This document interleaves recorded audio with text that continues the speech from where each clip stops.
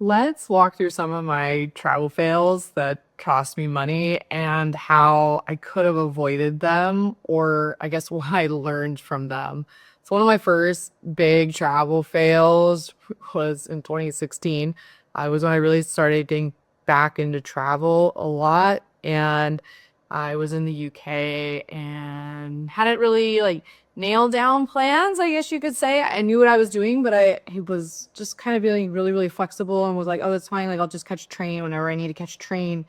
And I didn't think too much about it.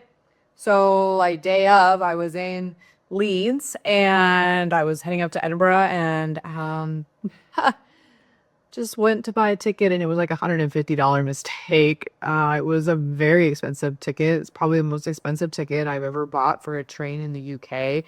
Um, but I had to buy it because I had already made my accommodate or booked my accommodations, paid for them, all that stuff up in Scotland. So that was a very, very expensive oops. And looking back, or not even looking back, like what I learned from it on how I could have avoided that. There's two ways. In the UK, they do have a UK rail pass for non-UK residents or citizens, which can cost a lot of money up front, but depending on how you want to travel and the distances you're traveling, a lot of times it works out to be the same or less, and you maintain that same flexibility with your travel. The other way that you can plan it is to be a little less flexible and just decide in advance when you're going to be traveling and book those tickets in advance. Of course, like most things, the farther you book in advance, the less expensive they're gonna be.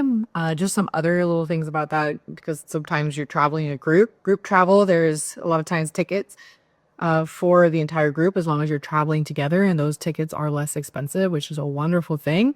And also, there was one other thing I was thinking. Oh, you can also buy open-ended tickets, which are like open return tickets, which are a little bit more expensive, but you still have that flexibility of what train you're going to take as long as it's the same train provider. At least in the UK, only talking UK. I don't know if there's differences in other rail services in Europe, but for that, oops, in the UK, that was a big one, and that's kind of how to fix it.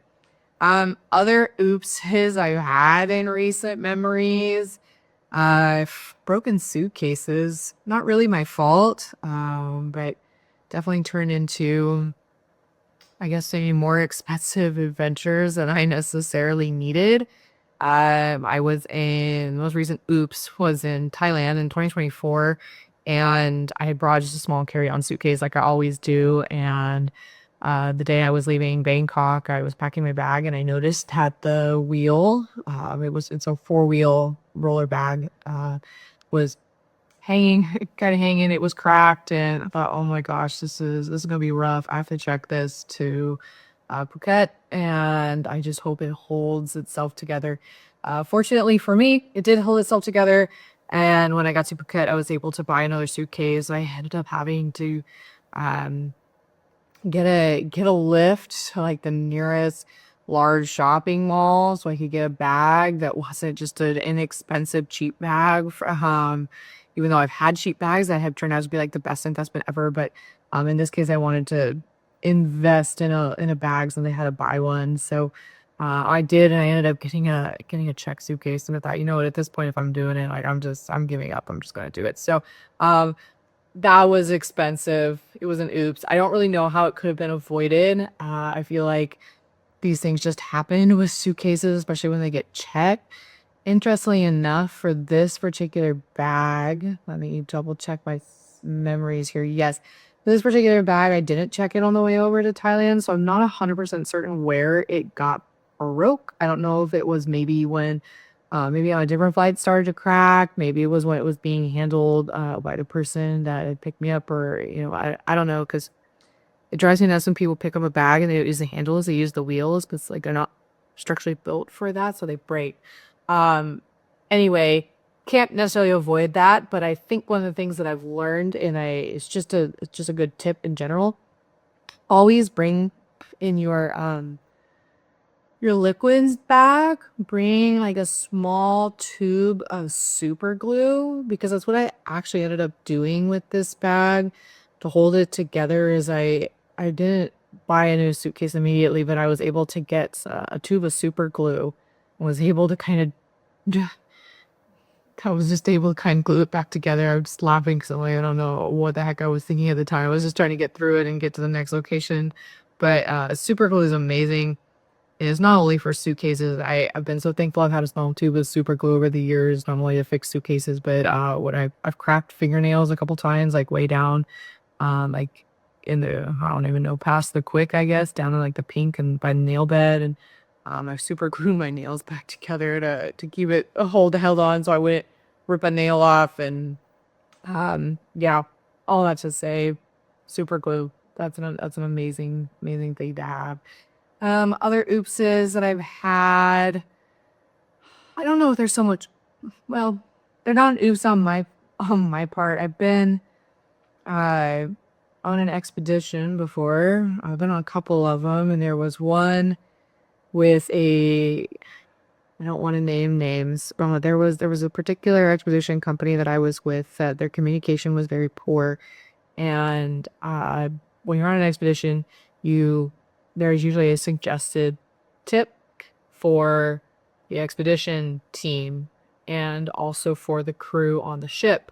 Well, those are separate tips, and that was not made clear.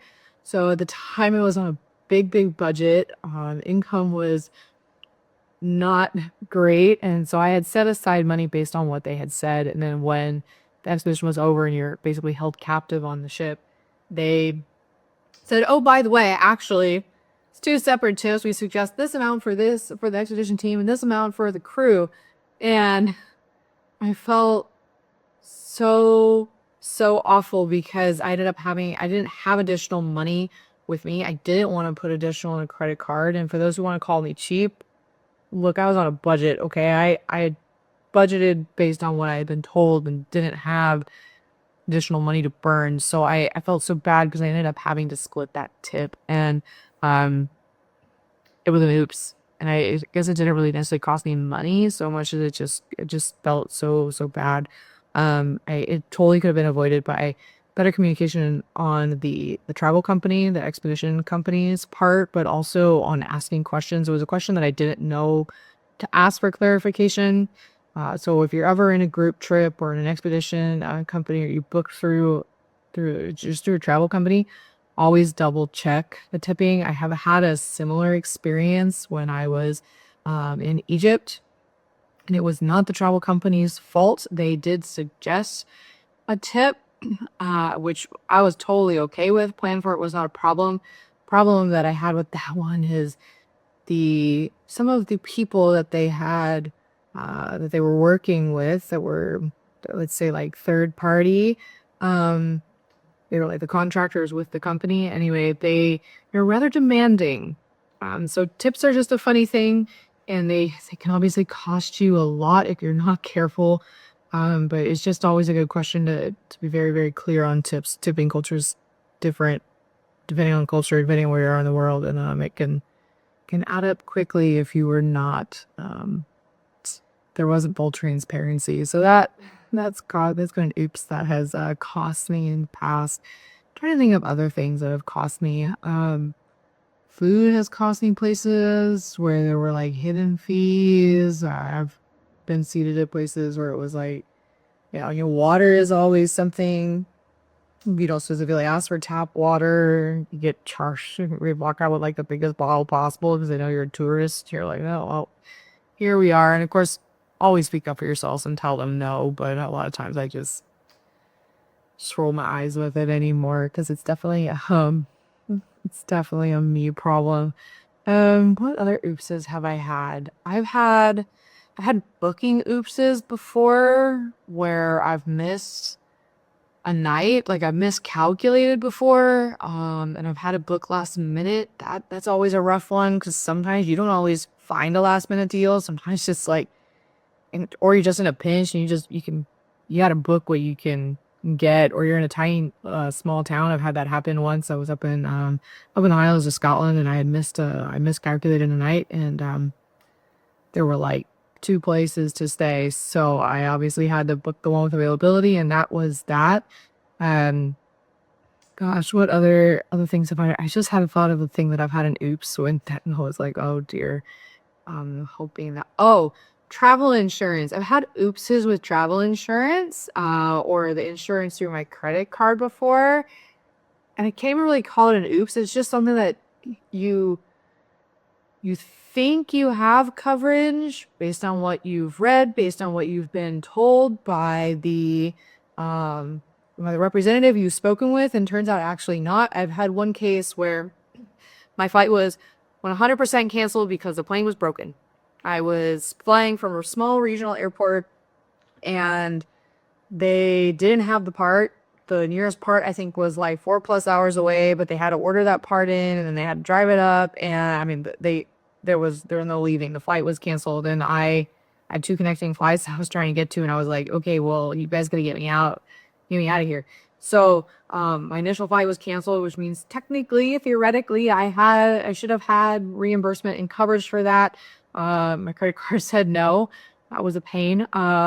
This was, I should say, the airline, it was no fault of their own, past the broken plane, because they did take care of me. They got me on another flight. I was the last seat. One of the legs I ended up getting upgraded. So I mean, they took care of me. I have nothing against the airline. Things happen, but my credit card coverage failed me epically. And I will say the credit card that I have is not a cheap card. It is a very high annual fee. It should have been taken care of. It was not. And not only was the flight not taken care of that I lost, but um, they also didn't reimburse me for the hotel night that I also lost out on because of my canceled flight. So that was a big oops for me trusting them. I think really the way that I've figured out, I guess, how to cover myself is to have multiple insurances, because of course you have coverage through your card, but if you buy your own other, you buy another policy that maybe has a little broader coverage on that always helps. So sucks. It's not fun shopping around. It's not fun calling all these companies. It's not fun reading the fine print, but it does pay off in the end. I forget how much I ended up being out. At least for the hotel room, I can kind of see where they didn't want to cover the flight, even though it was canceled and I was delayed, I think, for like 8 hours before I finally was able to get on another flight. But um, all that to be said, I did lose out on the hotel. The hotel also did give one iota. They didn't care. They didn't want to reimburse me any of it. So I said, that's fine. So I'll pay for you guys' empty room, because I wasn't gonna let them sell that room and make money off it twice. But yeah. Anyway, those are just some of my oopses. They're not huge oopses. They were costly oopses. It's money that I would rather have not spent. I'm very grateful that I had the money, that I was privileged enough to have the ability to take care of myself in the moment. I know some people do not when they're traveling. Everybody's financial situation is different. So all that to be said, those are some oopses. Travel's not perfect. I hope that was kind of enlightening. I'm not immune to it. I've been, knock on some wood, I've been very, very lucky in my travels, but stuff does happen, and you plan for it as best you can, but sometimes it's a bit costly. So all that to be said, catch you on the next one.